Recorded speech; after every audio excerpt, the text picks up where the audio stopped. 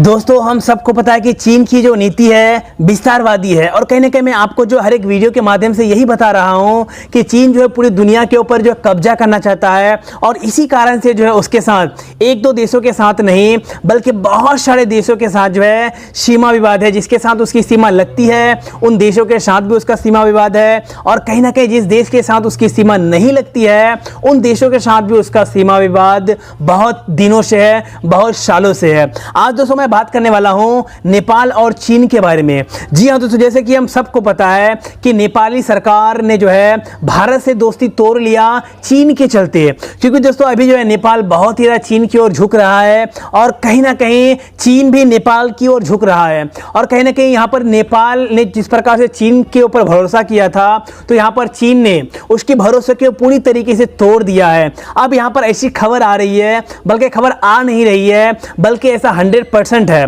और नेपाल में ऐसा बहुत ही ज्यादा प्रदर्शन भी हो रहा है। नेपाली नागरिक, नेपाल के लोग जो है वहां की सरकार के खिलाफ, नेपाली सरकार के खिलाफ प्रोटेस्ट कर रहे हैं। यहां पर बहुत ज्यादा विरोध कर रहे हैं कि चीन जो है नेपाल के सीमा पर आकर घुस चुका है, नेपाल के अंदर आके घुस चुका है और वहां पर बहुत ही ज्यादा बिल्डिंग का निर्माण कर रहा है, बड़े बड़े बिल्डिंग्स का निर्माण कर रहा है और कहीं ना कहीं कई किलोमीटर अंदर आ चुका है, ऐसा कहना है वहां पर नेपाली नागरिक का। क्योंकि नेपाली नागरिक जो है सरकार के खिलाफ प्रोटेस्ट कर रहे हैं, चीन को बोल रहे हैं कि गो बैक चीन और कहीं ना कहीं चीन के विस्तारवादी नीति का भी विरोध कर रहे हैं। और मैं आपको आज फुल डिटेल में बताने वाला हूं कि आखिर नेपाल जिस प्रकार से चीन के ऊपर भरोसा किया था तो यहां पर चीन कहीं उसका भरोसा तोड़ तो नहीं दिया क्या? चीन आखिर जिस प्रकार से हर एक देशों के ऊपर अपना कब्जा जमाना चाहता है और इसी चलते उसकी विस्तारवादी नीति के चलते जो है उसके साथ तमाम पड़ोसी देशों के साथ जो है उसका पूरी तरीके से सीमा विवाद है, रिश्ता पूरी तरीके से बिगड़ा हुआ है और कहीं ना कहीं और बहुत सारे देशों के साथ उसकी सीमा विवाद है।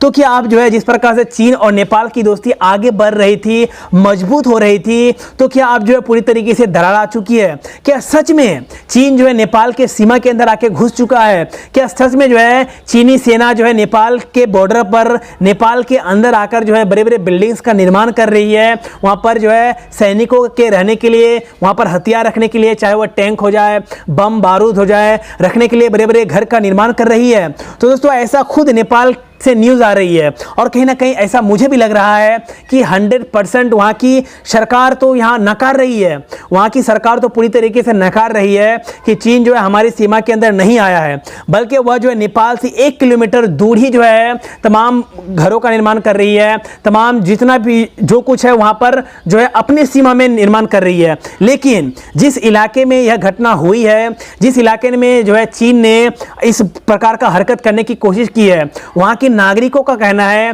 कि चीन जो है लगभग नेपाल के कई किलोमीटर अंदर आ चुकी है और कहीं ना कहीं नेपाली सीमा के अंदर आकर, नेपाल के अंदर आकर जो है वहां पर कई घरों का निर्माण किया है, लगभग जो है 11 बिल्डिंग्स का निर्माण किया है और कहीं ना कहीं कई किलोमीटर अंदर तक जो है चीनी सेना आ चुकी है। और यही करके जो है अभी नेपाल में बहुत ही ज्यादा विरोध हो रहा है, वहां के नागरिक जो है चीन के खिलाफ विरोध कर रहे हैं, नेपाली सरकार के खिलाफ विरोध कर रहे हैं। तो इससे बस हम लोगों को एक ही सबक मिलती है कि जो है चीन का नीति जो है पूरी तरीके से विस्तारवादी है। और मैं यहाँ पर नेपाली सरकार से भी कहना चाहूँगा, नेपाली नागरिकों से भी कहना चाहूँगा कि चीन के ऊपर कभी भी कोई भी देश भरोसा नहीं करता है, क्योंकि दोस्तों चीन जो है पीछे से वार करने वाला आदमी है, वो कभी भी आगे से वार नहीं करता है कि सामने आके वार करे, ऐसी हिम्मत ही नहीं है चीन के अंदर। चीन सिर्फ पीछे से वार करेगा कि किस प्रकार से उस देश को डराया जाए, धमकाया जाए, उसे कर्ज में डुबाया जाए या फिर उसकी सीमा के अंदर घुसकर जो है कुछ इलाके पर कब्जा कर लिया जाए और कहीं ना कहीं जो है फिर बाद में ऐसा दावा किया जाए कि यह जो है मेरा था, यह जगह मेरा था। ऐसे दावा चीन जो है एक दूसरों के ऊपर नहीं कर रहा है, एक दूसरों की इलाके पर नहीं कर रहा है, बल्कि बहुत सारे देशों की जमीनों पर जो है चीन अपना दावा कर रहा है और ऐसा बोल रहा है कि यह सीमा जो है हमारा है, यह देश जो है हमारा है। कुछ कुछ तो ऐसे देश हैं जैसे कि ताइवान हो जाए, फिलीपींस हो जाए और भी कई ऐसे छोटे देश हैं जिसे पूरा देश को ही चीन जो है अपना देश मानता है। सोचिए, चीन का इतना विस्तारवादी नीति है कि वह पूरे देश को ही जो अपना देश बनता है उस पूरे देश को ही कब्जा करने के लिए जो है अपनी सेना को भेजते रहता है, हवाई हमले करते रहता है और न जाने कितने षड्यंत्र रच रहा है। तो ऐसे स्थिति में अगर चीन जिस प्रकार से नेपाल के अंदर भी आकर घुस चुका है, जिस प्रकार के भारत के अंदर आकर घुसा था, तो भारत के सैनिकों ने उसे मुंह तोड़ जवाब दिया। तो उसी प्रकार जो अब चीन जो है नेपाल को जो है दोस्ती के नाम पर पूरी तरीके से धोखा दे रहा है और कहीं ना कहीं अब जो है नेपाल के अंदर भी चीन आकर घुस चुका है, चीन आकर बैठ चुका है। क्योंकि दोस्तों मैं ऐसा नहीं कह रहा हूं कि कोई नेपाल के नागरिक जो है चीन के खिलाफ प्रोटेस्ट कर रहे हैं, चीन के अगेंस्ट प्रोटेस्ट कर रहे हैं, क्योंकि नेपाली नागरिकों को ऐसा मालूम है, नेपाली नागरिकों को ऐसा लगता है कि नेपाल जो है 100% जो है नेपाल में जो है चीनी नागरिक, चीनी सेना जो आकर घुस चुकी है, वहां पर बिल्डिंग्स का निर्माण कर रही है, वहां पर हथियार रखने के लिए, टैंक रखने के लिए और भी बहुत सारे चीज़ों का निर्माण कर रही है